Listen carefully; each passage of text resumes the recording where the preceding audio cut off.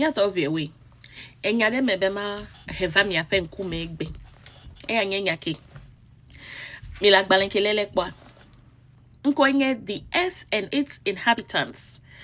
Africa, Volume 3, West Africa. Englola nkwenye Elysée Reclus. O publishi le 1888. Edition ke hikleme la o publishi le New York le 1888. Okay. Ban Mak Bologna vi denemi kude englola un. Englola de Elysée Reclus. Enye French Geographer grande. Big time French geographer. And he won awards and everything back in his day. Reclus wrote this book. This is not the only book he wrote. He wrote so many books.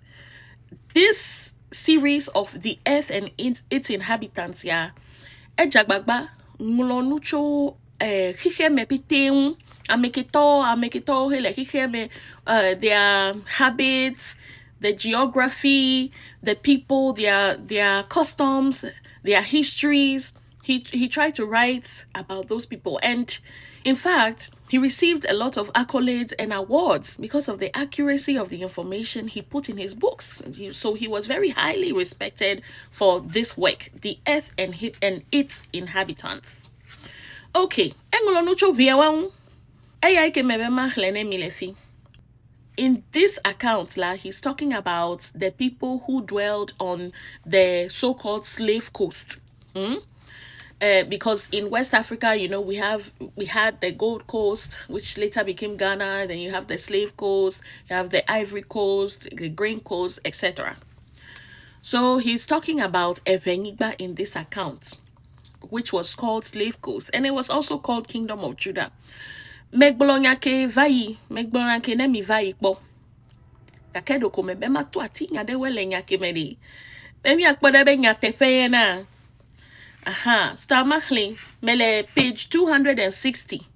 Ne ele agmalie dila, mele linke koda the comment section egbe.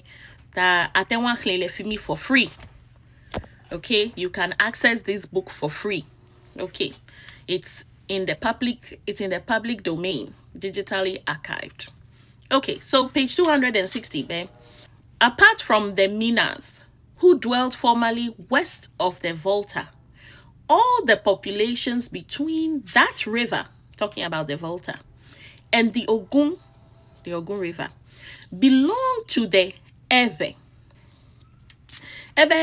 So all those people who dwelt west of the Volta, all the populations between the Volta River and the Ogun River belong to the Eʋes family, from whom the whole region takes the name Eʋeme, or land of the Eʋes. Ebe anigba kihicho Volta amugala kaka yide Ogun amugan kehele Ogun mo hele Nigeria.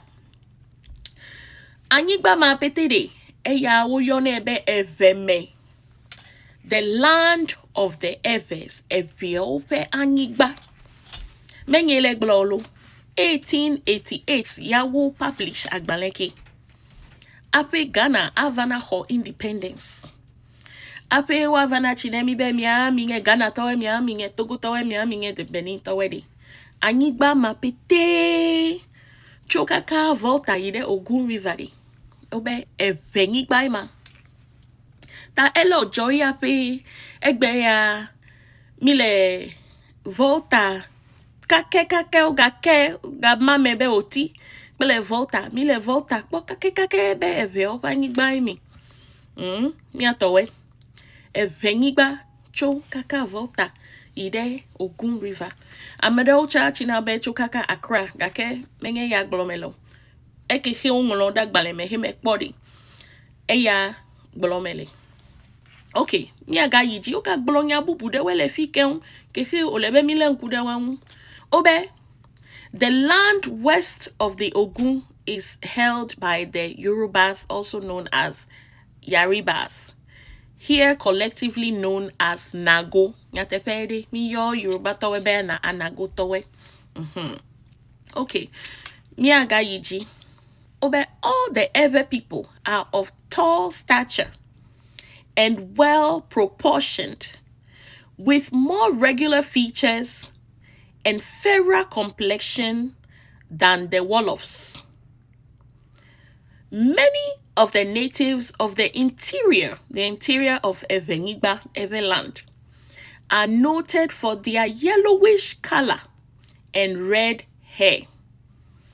And then he goes on to say, probably a sort of albinism rather than the result of crossing with Europeans. And I would agree there. I don't agree that it's albinism, but I would agree that it is not from crossing with Europeans, because we can tell with DNA. They've done DNA studies in West Africa, and we, the Eʋes, we don't have European DNA. Okay, but he mentioned that we are tall. Are we still tall? Are we still tall? I think we are average height now, because of the mixture. We've mixed with short people around us. I'm not being tribalistic, I beg. Don't come for me for that nonsense. We've mixed. He also mentioned that the complexion was yellowish in the interior. If we are honest with ourselves, I believe that every Ewe home can attest to having 1, 2, or 3 grand or great-grand or great-great-grandparents who were light-skinned. They were yellowish. Am I lying? Is Mr. Reclus lying? I don't think he's lying, because I witnessed it in my own family, in my own hometown, and we still have the yellowish tones. It doesn't mean that we are European. We have brown skin, but it used to be lighter. That's why in Ghana today, if you ask who are the lighter skinned people, they'll say the Eʋes. It's not a flex. It just means that for whatever reason, our melanin content was not as high as some of our neighbors. Okay? All right. This information is quite interesting, isn't it? You know, what changed? A lot changed. The tall in stature, I think we are now average. We are indistinguishable from from the rest of the West Africans.